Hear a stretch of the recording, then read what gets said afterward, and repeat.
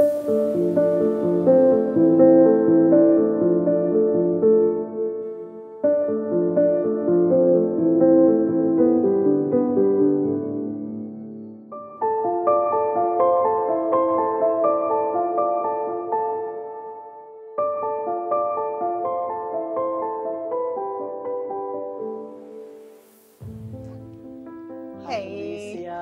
Lisa. How's it going? It's going great.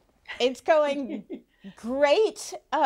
Having great days and then days where I'm questioning. How about you? Yeah, alternating kind of like a day where I'm on top of things and a day where I feel like I've never directed a play in my life. I don't know what's wrong with me. Like our rehearsals are alternate day, night. Right. Yeah. So we are both in the weeds right now in our separate plays, but it's kind of interesting to stop at this point a week and a half in and try to remember, why are these plays being done together? Right. Why? I love that both plays have a family, and they're both deeply American plays. Mm-hmm. Right. And dysfunctional and families. Yes, right. And both plays written decades apart by very distinguished voices. That's right, yeah. And they talk to each other in a way that we talked about early in our process, that sort of tied the two plays together for us. Well, they're both set in the South. Yes.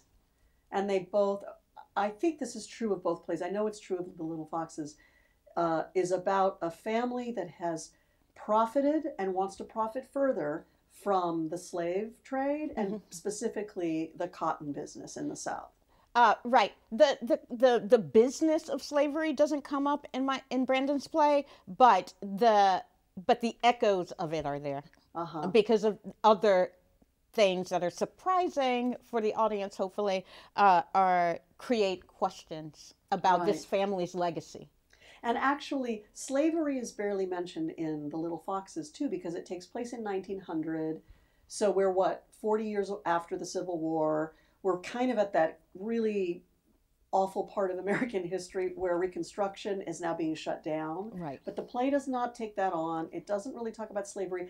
But there are a little bit of hidden lines where you hear about someone being owned. Right. And it kind of goes by almost in passing. In fact, that's during dialogue that happens in the dining room while they're eating breakfast, and it's semi-visible. Right. So it's just there, like murmuring under the play. That's another thing they have in common. Like there's no blackness on stage, and like this is important. It is mentioned, but it's not visible. And I mean, they're both white families. Right. Right. I mean, that's going to be obvious, but that's important. Yeah. Now, in my play, I do have two Black people in the world. They are servants that work in this house, and this is something that I am putting primary. I guess I would no matter what, but because of the rep, I'm like, okay, why are there Black people in the world of this play? Right. Well, I think it's because it needs to be witnessed. The family, what's happening in this family, the way they're going at each other in order to profit further. I mean, Little Foxes is kind of, I'd like to think of it as a thriller about a family, about who, kind of about who is going to make the most money off a deal that's brand new. And it needs to be witnessed. So Cal and Addie, who both work in the house and have worked for some time, and they're not slaves, they're being paid, but they are servants. And I think it's essential, and I believe Lillian Hellman felt this way too, that not only that's what a house was in the South at the time, but also that these are two people who can watch, witness, and actually comment. It's Addie who says there are people who eat the earth and the people who let them do it. Yeah. And that's kind of, you were the first one to pull that line out. Yeah, I love that because it's one of the things that can tie these, because my family, they don't know that they're people who eat the earth. They don't know. Okay. Right. There's a lot of talk about why money, why, but the inheritance and the legacy of that slave economy is present in their lives. That's right. They're all privileged. your family are the inheritors. Right, exactly. And my family are the builders. Right. My family, we learn about my family. They started pretty much, they're white. They started from nothing. They didn't start as slaves, but they started as merchants. Mm-hmm. And bit by bit, they worked themselves up to being important. And they're about to make a deal that's going to make them billionaires, actually. Yeah, and it's about bringing a cotton mill to the South. Right. One of the greatest pleasures about this project is feeling like, even though we're directing different plays, and so as a director, I have to focus on my play, but I feel like I have a directing partner somehow, because we're doing these plays in Rep and we're using the same design team. So a lot of we have to collaborate on the overall design and then get really specific for our individual plays. And I find that thrilling. Yeah, me too. We never get to have collaboration with other directors. It's never done. And we rarely get to have conversation with other directors. Now, I felt like you and I were like really in close collaboration in the pre-planning of this. Ever since we started rehearsals, I'm sort of like, oh my God, I need Delicia. Yes. So last week we checked in a little bit, and I'm hoping that at the end of this week we'll check in and just like download. Right. Because that I agree. For me too, it's been amazing to be able to have, to know I wasn't alone. Right. I mean, directors are often very lonely. Yes, it's a lonely job. Yeah. Even though there's a lot of responsibility and privilege that goes with it, it is still lonely. And so it's been thrilling to like be able to bounce ideas or like talk through. Mm-hmm. We have like 5 or 6 of the cast members in common. 6 of them. Mm-hmm. And so communicating with each other about the actors, that's already been great.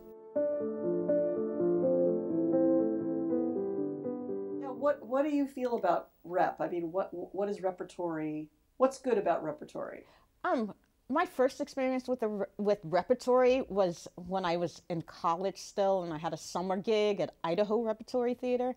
And I remember being a young theater person thinking, oh my God, all I do all day is theater. I can't believe it. So that was thrilling. But also watching the same space be transformed for a completely different play with the same actors, that's thrilling. And I think it's thrilling for an audience to see actors in a Rep do completely different work.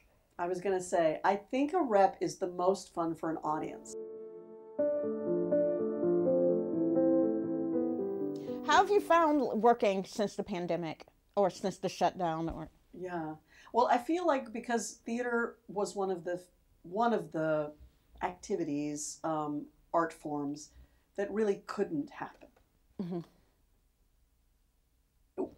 I mean, we can have meetings on Zoom, but we couldn't happen. So we were really stopped, and it was quite devastating. And I think we all lived through it, and coming out of it is, you can't just sort of bounce back. I mean, there were a lot of things that happened during the pandemic. There was the fact that our art form couldn't happen, that we couldn't be really in the room together, and you can't do theater if you're not in the room together. Right, but and then also have witnesses, like an audience witness thing, live, the breath, Yeah, and so I think that it's still, I know already from having done a couple of plays that it's very hard for audiences to come back. Mm-hmm. I'm very curious to see how many people feel that they're ready to come back. I've spoke to some friends of friends yesterday who are SCR supporters, but they don't feel ready to come back to the theater yet. So there's that. I also think that during that time during the pandemic, when theater wasn't possible, we all had a lot of conversation about all sorts of things, racial justice, and fair workplace, and mindfulness of each other and how we use each other's time. People in the theater who do theater for a quote unquote living, we operate from as if we were children still. We love to do it. Right. We love to do it all day long, and we'll probably do it even if we aren't being paid well, you know. So everything's changed now that we're coming back. We're sort of trying to find our bearings and hopefully do it in a better way, right, somehow. And what does that mean? So there's just tons of questions about, are we treating each other better than we did before? I don't know. Are the audiences going to be there? Right. I don't know. We're in a time of change. I guess on days when I'm feeling optimistic, I think the theater is in the process of reinventing itself toward being better. And by better, I guess I mean, you know, I don't know, more diverse stories are being told and we're treating each other better as we make them. Yeah. But some days I don't. I think, I don't know. Do you think theater is around forever? Yes, I think that only because, I mean, but I agree that because it's essentially people telling stories and people witnessing those stories and responding to them. And so in that way, in a basic way, so you're right, we would do it even if we didn't get paid. But I think the industry is changing, so is America. And in both cases, those things are complicated and hard, but necessary. There's a lot of fear, like coming back to the theater or not. And so I think for me, doing these two plays in Rep is harder. So that makes it more ambitious. It makes it scarier. We don't know if anybody's going to see it, but those are the chances we need to take because what's been happening hasn't worked so far. So we need to try something new. That's right. That's right.